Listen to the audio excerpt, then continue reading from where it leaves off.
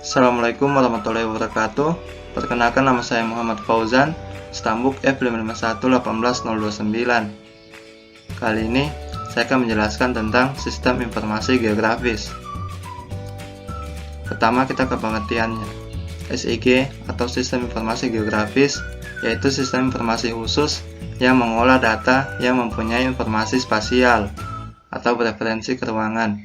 Dengan istilah lain, sistem informasi geografis adalah sistem komputer yang memiliki kemampuan untuk membangun, menyimpan, mengelola, dan menampilkan informasi referensi geografis, seperti data yang diidentifikasi berdasarkan lokasinya dalam database.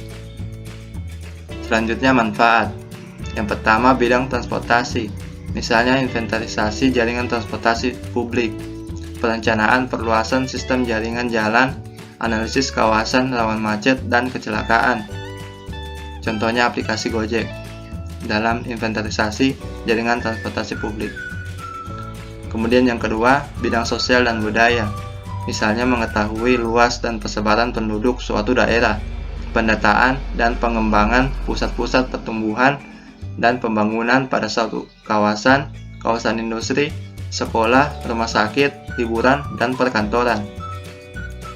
Kemudian bidang sumber daya alam, yaitu pertama, untuk mengetahui persebaran beberapa sumber daya alam seperti minyak bumi, batu bara, emas, besi, dan bahan tambang lain. Yang kedua, untuk mengetahui persebaran area lahan seperti area lahan yang potensial dan lahan kritis, area hutan yang masih baik dan hutan yang telah rusak, area lahan pertanian dan perkebunan, memanfaatkan perubahan pembangunan lahan, kemudian rehabilitasi dan konservasi lahan. Selanjutnya, komponen SIG. Komponen SIG ini ada 5. Yang pertama, perangkat keras atau hardware. Yang kedua, perangkat lunak yaitu software. Yang ketiga, data. Yang keempat, manusia. Dan yang kelima, metode. Kita yang pertama, perangkat keras. Hardware atau perangkat keras adalah perangkat fisik yang merupakan bagian dari sistem komputer yang mendukung analisis dan pemetaan geografis. Perangkat keras GIS memiliki kemampuan untuk menampilkan gambar dengan resolusi dan kecepatan tinggi, serta mendukung operasi berbasis data dengan volume data yang besar secara cepat. Contohnya yaitu monitor, CPU, dan lain-lain. Kemudian yang kedua, perangkat lunak. Software atau perangkat lunak adalah alat yang digunakan untuk melakukan proses penyimpanan, analisis, visualisasi data secara spasial atau non-spasial. Contohnya aplikasi ArcGIS.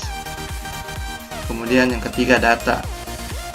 Data terbagi dua dalam SIG, yaitu data spasial dan data non-spasial. Data spasial merupakan perwujudan nyata suatu daerah yang ada di permukaan bumi. Secara umum dipresentasikan dalam bentuk peta, gambar, berformat digital, dan disimpan dalam bentuk koordinat X, Y, atau dalam bentuk image yang mempunyai nilai tertentu. Kemudian data non-spasial merupakan data berupa tabel, yang dimana tabel tersebut memiliki isi informasi yang dimiliki oleh objek dalam data spasial. Data itu berbentuk data tabular yang satu sama lain diintegrasikan dengan data spasial yang ada. Kemudian yang keempat, manusia.